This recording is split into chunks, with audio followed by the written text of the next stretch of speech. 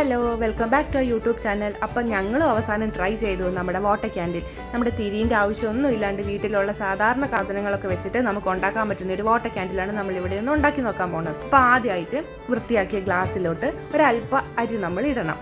അതിനുശേഷം നമ്മുടെ വീട്ടിലുള്ള ചെറിയ ചെറിയ പ്ലാന്റ്സോ പ്ലാസ്റ്റിക്കിൻ്റെ ഇലകളോ ചെടികളോ പൂവോ ഒക്കെ ഉണ്ടെങ്കിൽ അതൊന്ന് നന്നായിട്ട് കുത്തി വെക്കണം. ഈ അരിയിലോട്ട് നന്നായിട്ട് കുത്തി ഇറക്കിയതിന് ശേഷം വേണം നമ്മൾ അതിനകത്തേക്ക് വെള്ളം ഒഴിക്കാൻ വേണ്ടിയിട്ട്.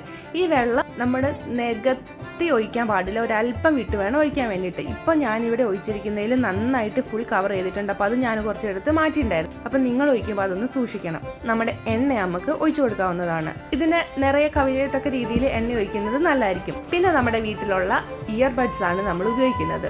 ഈ ഇയർബഡ്സ് ഒന്ന് കുറച്ച് എണ്ണയിൽ ഒന്ന് ഡിപ്പ് ചെയ്തിട്ട് വേണം നമ്മൾ ഈ ഒരു ഇതിലോട്ടൊന്ന് നന്നായിട്ട് കുത്തി നിർത്താൻ വേണ്ടിയിട്ട്. അതിനുശേഷം നമ്മൾ നമ്മുടെ ലൈറ്റർ ഒന്ന് കത്തിച്ച് നോക്കണം. ആദ്യം കത്തിക്കുമ്പോൾ കുറച്ചൊക്കെ ബുദ്ധിമുട്ടുണ്ടാവുമായിരിക്കും, കാരണം കുറച്ച് പാടാണ് ഇത് കത്തിക്കാൻ വേണ്ടിയിട്ട്. പിന്നീട് ഒരു 5 മിനിറ്റ് നേരം ഇങ്ങനെ വെച്ച് കഴിയുമ്പോഴത്തേക്കും നമ്മുടെ തിരി കത്തുന്നതാണ്. ഒരു 10 മുതൽ 15 അതിൽ കൂടുതൽ സമയം ഈ തിരി നമുക്ക് ഇങ്ങനെ നിൽക്കുന്നത് കാണാൻ പറ്റും. അപ്പം നിങ്ങൾ എല്ലാവരും ഒന്ന് ട്രൈ ചെയ്ത് നോക്കുക.